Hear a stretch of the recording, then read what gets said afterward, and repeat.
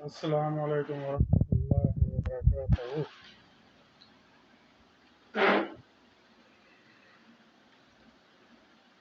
ایک تو تکبر انسان کو مار دیتا ہے۔ پوری سویلائزیشن آپ دیکھیں تو تکبر کی وجہ سے تباہ و برباد کی اللہ تعالیٰ نے۔ تکبر اللہ تعالیٰ کی خوبی ہے، اور تکبر اس کے بغیر اس کے علاوہ کوئی اس کو اختیار نہیں کر سکتا۔ شرک جیسا جو جرم ہے، شرک جیسا گناہ ہے یہ، اللہ تعالیٰ نے اس کی سب سے بڑی سزا بھی اسی لیے رکھی ہے۔ فرعون کا نام لیا جاتا ہے کہ فرعون گناہ گار تو اتنے دنیا میں فرعون سے زیادہ گناہ لوگوں نے کیے ہوئے ہیں، ان کا وہ اشر نہیں کیا اللہ نے جو فرعون کا کیا، اس لیے کہ فرعون نے تکبر کیا تھا۔ اس نے کہا تھا میں ہوں جو ہوں، اس کے اندر میں تھی، تو اللہ نے آج تک اس کے لیے اس کو عبرت کا نشان بنایا۔ یہاں بھی ہم دائیں بائیں اپنے دیکھتے ہیں، اپنے آگے پیچھے دیکھتے ہیں، ہیلم آف افیئرز میں لوگ بیٹھے ہوئے ہیں جو اقتدار میں بیٹھے ہیں، ان کے اندر میں ایگو ایگوسٹک ہو کے بیٹھے ہوئے ہوتے ہیں۔ وہ ماننے کے لیے تیار نہیں ہوتے کہ ہم غلطی پہ ہیں، غلط کر رہے ہیں، ہم نہیں مانیں گے۔ آپ کہہ کے کہ تک جائیں گے، نہیں میں نے کہہ دیا بس ختم، میں نے کہہ دیا۔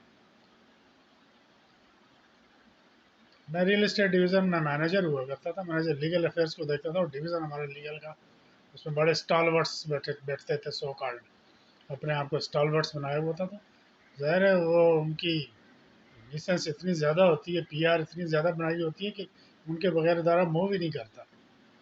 اس وقت ایک ڈویژنل ہیڈ تھا جس نے زندگی میں کبھی لا کی پریکٹس کبھی نہیں کی تھی، وہ آتے ہیں کر کے جونیئر لیول پہ لگتے ہیں، اس کے بعد پروموٹ ہوتے ہوتے ڈویژنل ہیڈ بن گئے۔ یہ 96 کی بات بتا رہا ہوں، جس کا میرے کیریئر پہ امپیکٹ پورے کیریئر پہ، پوری کیریئر لائف میں رہا میرا امپیکٹ۔ ہوا یہ ہے کہ یہ صدر کی جو پراپرٹیز تھیں، شاپس تھیں، اس میں کورٹوں میں کیس کیے ہوئے تھے۔ کورٹ میں جب کیس چل رہے تھے تو اس وقت یہ بیچ میں کمپرومائز کے لیے بھی آتے تھے، جب یہ سمجھتے تھے نا کہ کرایہ دار کے جب ہار رہے ہیں تو کمپرومائز کے لیے آیا کرتے تھے۔ پریویس رینٹ ان کے بہت نامینل ہوتے تھے، 10-10 20-20 روپے، اور بعض 100 روپے پر منتھ۔ اس شاپ کا جو 300 یارڈس کے اوپر پہلی شاپس ہیں، 2-2 ارب روپے کی، 1.5 ارب روپے کی جن کی کاسٹ ہے، 47 سے وہ یہ رینٹ دے رہے تھے، اس کو جسٹیفائی کرتے تھے۔ تو ہم لوور کورٹ سے جیت جاتے، ہائی کورٹ سے جیت جاتے، سپریم کورٹ میں جاتے۔ سپریم کورٹ میں ایک جنرل ایک پریکٹس ہے کہ بلا کے پارٹیز کو کہا جاتا ہے کسی ایک چیز پہ فکس ہو جاؤ، تو وہ ڈیفالٹ بھی کر گئے تھے، تو ہم نے ان کو ایجیکٹمنٹ کا کیس تھا ان کے اوپر، ایجیکٹمنٹ نیچے سے اپروو کر لیا ہم نے، ایگزیکیوشن بھی ہو گئی، وہ لیو ٹو اپیل جسے کہتے ہیں سپریم کورٹ میں، تو لگا ہوا تھا۔ تو اس سے پہلے کہ لیو گرانٹ ہوتی، سپریم کورٹ نے کہا کہ جناب علی آپ کریں، آپس میں بیٹھ کے سیٹل کر لیں، کوئی کسی مارکیٹ ریٹ پہ آئے، تو مارکیٹ ریٹ وہ بہت ہی نامنل دیں، جو کمپرومائز کر کے بھی آئیں۔ 300 روپے کرایہ دے تو کہتے تھے 3000 روپے لے لیں، جب مارکیٹ 3 سے 3.5 لاکھ روپے پہ پر منتھ پہ چل رہی ہوتی تھی، تو وہ پارٹیز بھی بڑی نامی گرامی، پولیٹیکلی لنکڈ لوگ، بڑے بڑے لیول پہ۔ ہمارا چیئرمین بھی اس وقت جو آیا ہوا تھا وہ پولیٹیکل اپوائنٹیڈ تھا، پیپلز پارٹی کی گورنمنٹ تھی، اور وہ پارٹی جو زرداری کی دائیں بائیں والے، تو انہوں نے کہا جی یہ کریں، اور اس نے کہا میں کرا دوں گا، سب کچھ ہو جائے گا۔ اس کیس میں اپیئر ہوتا تھا، اس نے ایک آفر پیش کی 3000 روپے میں دے دیتا ہوں۔ میں 3 سے زیادہ بڑی مارکیٹ سے آفرز آئی ہوئی تھی ہمارے پاس، 2-2 ڈھائی لاکھ روپے کی، تو میں نے اکارڈنگلی سمری بنائی، اوپر گئی، تو کہاں جب ریکارڈ پہ چیز آ جائے کہاں کر سکتے ہیں۔ ہوا یہ کہ پھر یہ چکر بازیاں بھی تو ہوتی ہیں نا، وہ جو لا ڈویژن میں وہ جو جگادڑی بیٹھا ہوا تھا، 2 نمبری ڈویژنل ہیڈ، میں نے کہا نا 2 نمبریوں نے تباہ کیا اس ملک کو۔ ہوا اس نے ایک لائر چینج کر دیا، جو پرانا لائر جو شروع سے کیس لڑتا آ رہا تھا، اس کو پوری ہسٹری معلوم تھی، وہ کسی وجہ سے اس کے کسی عزیز کی ڈیتھ ہوئی، تو اس میں سپریم کورٹ میں کیس لگا دوسرا وکیل کیا. جب سیکنڈ وکیل کرتے ہیں آپ اس کو پوری بریفنگ دیتے ہیں لا ڈویژن. اور ہمارا چونکہ جو ڈویژن جو کنسرن ڈویژن ہوتا ہے اس کا کام صرف ٹرائل کورٹ تک ہوتا ہے اپنے ایویڈنسز وغیرہ ریکارڈ کرانے کے علاوہ. اس کو بس اس کے بعد لا ڈویژن کو ٹیک اوور ہو جاتا ہے کیس, اور لا ڈویژن اس کو اپیلیٹ فورم تک دیکھتا ہے. اور ہمیں صرف اتنا پتہ ہوتا ہے آج کے دن کیس لگا ہوا ہے, تو لا ڈویژن اپنا ریپرزینٹیٹیو بھی بھیجتا ہے, اور لا کسی لائر کو کونسل کو اپوائنٹ کرنا, کس فیس پہ کرنا ہے, کیا کرنا ہے, کیسے لینا ہے, کیسے بریفنگ دینی ہے, ان کا کام ہوتا ہے. سپریم کورٹ نے لائر سے کہا, سینئر لائر تھا, اس سے کہا جناب آپ یہ ہے ان سے آپ سیٹل کر لیں. 300 روپये آپ کو دیتے تھے, اس نے کہا جی میں 8,000 دینے کے لیے تیار ہوں, 6,000 دینے کے لیے تیار ہوں. یہ تو بڑا ہے کافی ہے, اور لائر کو پتہ ہی نہیں ہے پیچھے کی ہسٹری کا, نہ نہ لوکیشن کا پتہ ہے کہ وہاں کیا ہے, نہ مارکیٹ کا پتہ ہے. وہ بتانا لا ڈویژن کا کام تھا. اس نے کہا یہ مناسب لگ رہا ہے, 300 سے 8,000 تو بہت لگ رہا ہے کافی. اس نے کنسنٹ دے دی وہاں کورٹ کے اندر, وہ کورٹ میں وہ چیز فکس ہو گئی.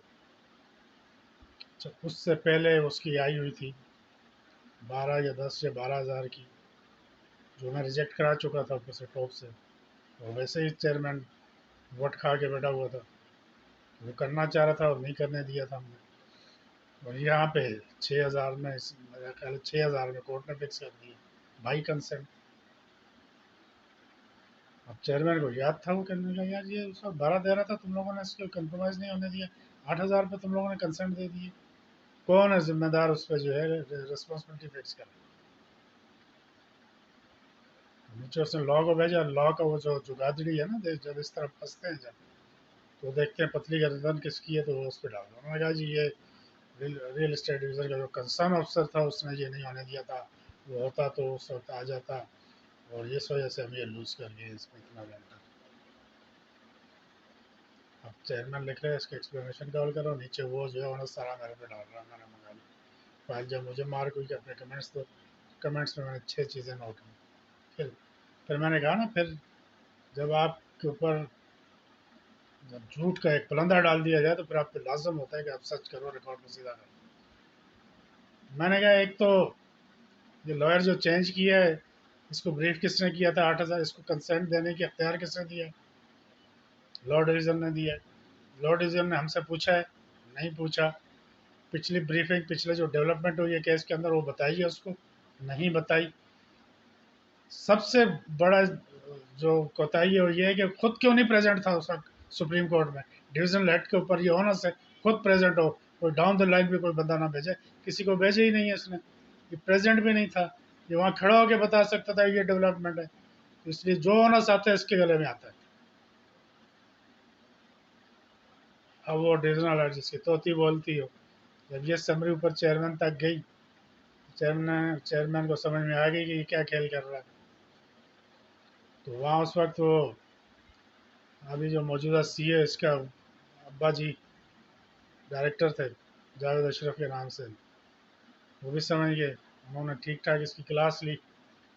وہ ساری زندگی میرے سے بھٹکا کے اس کے 1-2 مہینے بعد پروموشن آئے, اور اس کے ڈویژن میں فال کر رہی تھی ویکینسی مینیجر کی. مجھے نہیں اس نے کرنے دیا, ہونے دیا. میں ٹاپ پہ بیٹھا ہوں, تو میرے سے نیچے 50 نمبر نیچے سے لوگ اٹھائے جن کا ایکسپیرینس ہی لوگوں کا کوئی نہیں تھا, پروموٹ کرایا اس میں. تو میں یہ کہتا ہوں کہ ایک ایگو ہوتی ہے انسان کی.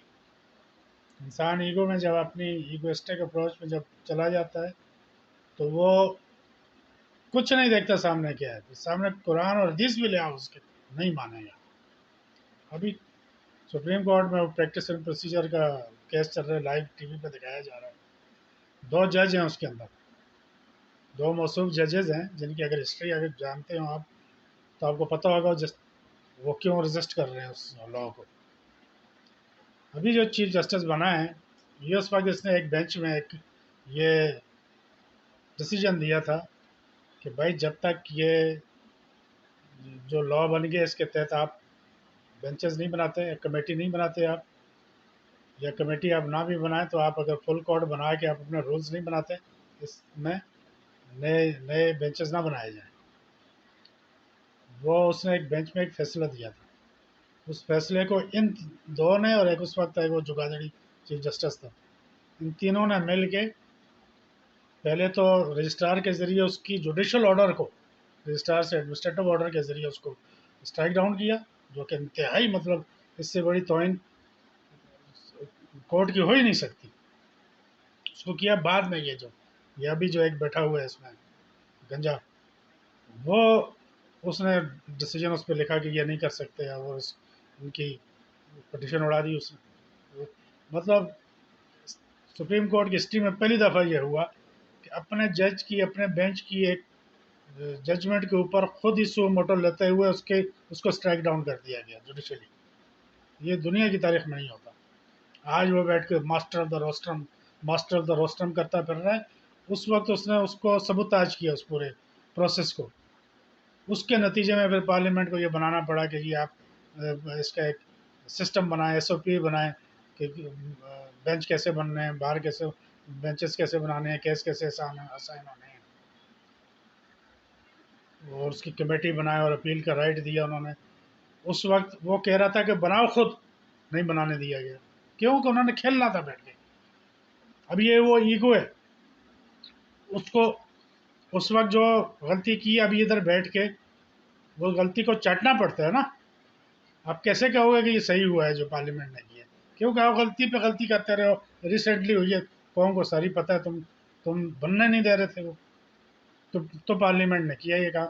ابھی کہتے ہیں پارلیمنٹ کا اختیار نہیں تھا، ہمارا اختیار تھا۔ تمہارا اختیار تھا، تم نے کرنے نہیں دیا۔ اس وقت ایک بینچ نے کہا کہ آپ کرو، آپ کو کرنا نہیں دیا ہم نے۔ یہ ان کی حالت تھی کہ دوسرے یہی دو جھکا دڑی، تیسرا وہ خود جو چلا گیا ہے۔ ان کی ایگو تھی، کرپشن تھی، کیا تھا ان کے دماغ میں، کس کی سپورٹ تھی ان کو؟ انہوں نے پورے ملک کو تباہ برباد کر کے رکھ دیا۔ آئین میں لکھا ہوا ہے کہ جب کوئی ممبر پارلیمنٹ اپنی پارٹی کے رول کے خلاف، اپنی پارٹی کے ڈائریکٹرز کے خلاف دو جگہ پہ ووٹ ڈالے گا، اس کی سیٹ ڈی لسٹ ہو جائے گی، وہ ڈی سیٹ ہو جائے گا وہ، ایک بجٹ کے وقت، اور دوسرا جو ہے وہ ووٹ آف نو کانفیڈنس کے وقت۔ یہ لکھا ہوا ہے، ووٹ ڈالے گا، جیسی وائلیشن کرے گا وہ ڈی لسٹ ہو جائے گا۔ انہوں نے ان کے پاس گیا، انہوں نے کہا، جب انہوں نے ووٹ ڈالنے لگے اس سے پہلے ہی ان کو ڈی لسٹ کر دیا۔ مطلب آئین میں جو لکھا ہوا ہے ڈالنے کے بعد ڈی لسٹ ہوگا، اس سے پہلے ہی کر دیا پری ایمپٹ کرتے ہوئے۔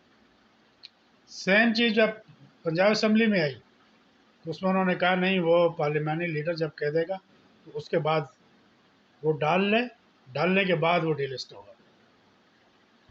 تو وہاں جا کے اپنے ہی آرڈر کو ان تینوں نے، یہ منحوس شکلیں جو بیٹھی ہوئی سامنے آپ کو نظر آتی ہیں، یہ اس وقت ہر ججمنٹ کو، اپنی ججمنٹ کو یہ کاؤنٹر کر رہے ہوتے تھے، ریورس کر رہے ہوتے تھے بیٹھے ہوئے، آئین کا بیڑا غرق کر رہے تو آئین میں لکھا ہوا ہے پہلے ووٹ ڈالے گا پھر ڈی لسٹ ہوگا، اس کو پہلے ڈی لسٹ کر دیا، ووٹ ڈالنے نہیں، ووٹ آئین کو ری رائٹ کرنے کا اختیار دے دیا۔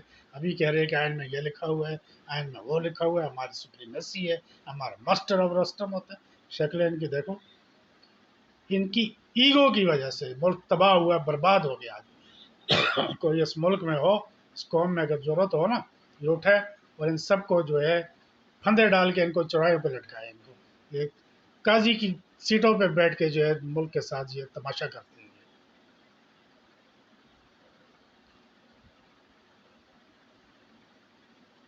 یہ وجہ ہے، اور کون سی وجہ ہے؟ کوئی وجہ نہیں ہے، نیتوں کا فتور ہے۔ پتہ نہیں کس کس نسل سے یہ نکل کے لوگ آ کے جج بنے گئے، کیسی کیسی نسلیں یہ پیدا ہو گئی، کن کن نطفہ غلط کی یہ پیداوار ہیں یہ لوگ، کہ جو آ کے بیٹھ کے قانون سے کھیلتے ہیں، حلف اٹھا کے کھیلتے ہیں، اور قرآن کے اس کے اوپر ہاتھ لگا کے ہی کھیلتے ہیں۔ جو اس ملک میں عدالتوں نے کیا ہے، خدا کی قسم اس دنیا میں ہو، نسلیں تک کاٹ کے ڈال دیں لوگ۔ دو آدمی جن کی اپیلیں آئی ہوئی تھی پھانسی کے، 8-10 سال لے کے بیٹھے رہے، جب ان کو بری کیا انہوں نے، پتہ چلا تو نیچے پھانسی دیے جا چکے ہیں۔ یہ اسی سپریم کورٹ میں ہوا ہے۔ سالوں گزر جاتے ہیں لوگوں کے، 14 سال کی کیس ہوتی ہے، 28-28 سال سے بیٹھے ہوئے، ان کی اپیل ہی نہیں لگتی، جیلوں میں گزر جاتے ہیں ان کے۔ वो जो कत्ल करके फिर रहे होते हैं उनकी टेक्निकल ग्राउंड्स के ऊपर, ये जो यूँ है तो यूँ है, ये कहानियाँ निकाल निकाल के उसको फारग कर देते हैं।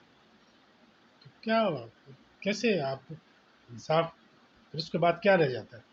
उसके बाद रह जाता है जिसके पास गन है उठे, उठ के बस उसके बाद अपना इंसाफ खुद ले। सेल्फ डिफेंस का एक लॉ है ना कि आपने सेल्फ डिफेंस में किसी को मार दिया तो आपको कोई पकड़ नहीं है, तो सेल्फ डिफेंस में फिर आप अपने उसको खुद इन्वोक करो, अपने राइट खुद प्रोटेक्ट करो। फिर ये तो दुनिया में है, अमेरिका में भी है। आप सेल्फ डिफेंस में किसी को भी मार दो, आपको कोई आपकी प्रॉपर्टी पे आके कोई इंट्रूड करे, कोई ट्रेस पास करे, आप उसको शूट कर दो, आप पे कोई ऑनस नहीं है, कोई आपको ऊपर केस भी नहीं बनेगा, ना आपको कोई पुलिस कुछ कह सकती है। तो ये आपके basic rights, basic human fundamental human rights ये है जिसके ऊपर रोज बैठ के तमाशा करते हैं अदालत में। ये फंडामेंटल ह्यूमन राइट्स नहीं है जिनको ये खा रहे होते हैं। मेरा मेरा भी वही राइट है जो दूसरे किसी जुगाड़ी का है कि सुबह एप्लीकेशन लगती है, सुबह उसको सज़ा होती है, शाम को उसकी बेल की एप्लीकेशन लगती है, अगली दो सुबह वो बाहर होता है गुड टू सी यू के साथ। और आप जाके एप्लीकेशन दे दे, 3 3 साल तक आपकी सुनेगा ही कोई नहीं, लगेगी ही नहीं सुनने, फर्स्ट हियरिंग पे भी नहीं लगेगी वो। ये मैं बता रहा हूँ कि ईगोज ने मार दिया, मुल्क को तबाह बर्बाद कर दिया। यानी ईगोज का वायदा है, कोई आयन कोई कानून इस ईगोज को सीधे ठीक नहीं कर सकते। इस ईगो का एक ही हल है, इनका डीएनए तब्दील कर दो। ये गंदा डीएनए बन गया, इस कौम की नस्ल में घुस गया ये बगैरती हरामी पने के जो गलत नुतफे से जो इतनी मखलूक पैदा हो गई है, वो जो ऊपर आके हेल्म ऑफ अफेयर्स पे बैठ गई है, इंसाफ के मैदानों में बैठ गई है, पार्लियामेंट में चली गई है, बड़े बड़े अहदे लेके बैठ गए हैं। उनको कैसे सही करोगे आप? उनका जीन्स ही खराब है, डीएनए ही खराब हो गया उनका, तो कैसे ठीक करोगे आप उनको? गोली है एक सीधा रास्ता। तो ये मैं बता रहा था कि आप किसी को दलील के साथ आप उसको बताने की कोशिश करो, समझेगा ही नहीं कभी भी। मैंने बताया, ज़्यादा ज़ाहिर है अपना एक्सपीरियंस जी बताता है आदमी। 2016 में, 13 में भी यही हुआ था, 16 में भी फर्स्ट नंबर पे बैठा हुआ हूँ, मेरी प्रमोशन नहीं होती। वो एक जिस कह दिया जाता है कि ये एडवर्स मार्क्स हैं इसके ऊपर, बाद में साबित होता है एडवर्स मार्क्स था ही नहीं, वो लिखने वाला कहता है कि नहीं था। और उसकी की रिस्पॉन्ड करता है बंदा, उस पर रूल कहता है कि इस पर आप फैसला जब तक ना हो उस वक्त तक प्रमोशन ना करो किसी का भी। डीपीसी बैठेगी नहीं, डीपीसी बैठ के उसको साइड पर डाल दिया जाता है। फिर मुझे बुलाया जाता है उस डिवीज़न में, वो चलाने वाला तो है ही नहीं है कोई, डिवीज़न में बुलाया जाता है। मैं सीईओ से कहता हूँ, मैं कहता हूँ भाई ये मेरी ग्रीवेंस पड़ी हुई है, तो वहाँ ये हरामी का तुखम, ये जो अभी डिविजनल हेड बैठा हुआ है कुत्ते का बच्चा, ये इसको मेरा मेरा टाइपिस्ट हुआ करता था, डिविजनल हेड बन गया, अब बन गया, उस वक्त भी मेरे नीचे था। वो जाके उसको चेयरमैन को बताता कि अब इसका अगर करेंगे तो नई स्पेशल डीपीसी करनी पड़ेगी, उसका रूल में कोई गुंजाइश नहीं है। वो चेयरमैन फितरतन नेक आदमी था। मैंने उससे कहा गलत कर रहा है, ये गलत बयानी कर रहा है ये आपसे। 10,000 केस हैं जिसके अंदर ये कोई स्पेशल डीपीसी नहीं है, पुरानी डीपीसी को रीओपन किया जाता है। ये कि उसका आउटस्टैंडिंग एजेंडा है, उस वक्त इनको उस वक्त करना चाहिए था, नहीं किया, वो एजेंडा अभी तक आउटस्टैंडिंग है, अब सेटल हो गया, अब उसी में डाल के उसको बताया जाए ये सेटल्ड है और ये बंदा उसके अंदर जो किसी तरह से इसको रेलीगेट नहीं कर सकते, इसको आपको उसी डेट से आपने प्रमोट करना है। बार बार जाके कहते चेयरमैन से, मैं कहूँ भाई कोई नहीं, और ये करते रहे। मैंने कहा ये इसके मामे चाचे इसके अम्मा के खसम जितने हैं ये सारे करता रहा है, डीपीसी होने के 2 2 3 3 साल के बाद उनको उन्हीं डेटों से प्रमोट करता रहा है ये। और मेरे केस में कह रहा है स्पेशल डीपीसी, इतनी बड़ी दाढ़ी रखी है, 5 वक्त के नमाज पढ़ रहे होंगे, कौन सी दुनिया में जाके इंसाफ लोगे भाई? किस कब्र में ऊपर वाला देगा इंसाफ? अगर उसका जहाँ इंसाफ का ये निज़ाम है तो मैं उसके से निज़ाम को भी नहीं मानता कि तुम लोगों को अगर वो इंसाफ देगा इस तरह। खुद रिटायर हुआ है, रिटायरमेंट के अगले ही दिन उसी सेम पोस्ट के ऊपर कॉन्ट्रैक्ट पर रख लिया गया। रूल में कहीं गुंजाइश नहीं है, सुप्रीम कोर्ट ने मना किया हुआ है ऐसी पोस्टों पे कोई नहीं बिठाया जा सकता जिससे प्रमोशन ब्लॉक होती है दूसरों की। पेंशन अलग, ऑल सेटलमेंट जितने मिलियंस के हिसाब से लिए वाला, उसका उसी सेम परसेंट प्रिविलेजेस के ऊपर, तनख्वाह के ऊपर लगा दिया कि पेंशन भी मिल रही है, वो भी मिल रही है। कोई रूल में कहीं नहीं है, उसमें कहीं नहीं बताता कि ये कोई स्पेशल ट्रीटमेंट नहीं हो सकता रूल के अंदर। तो इनका, मैं ये कह रहा हूँ ना, ये फितरतन ये चीज़ें आपके अंदर कैसे आएंगी, कैसे आती हैं? डीएनए में कहीं ना कहीं तो मिलावट हुई है ना भाई, या माँ से पूछो या बाप से पूछो कहीं जाके कि तुम्हारे डीएनए में कहीं तो मिलावट हुई है, कहीं तो किसी और जगह क्रॉसिंग हुई है जिससे तुम पैदा हुए।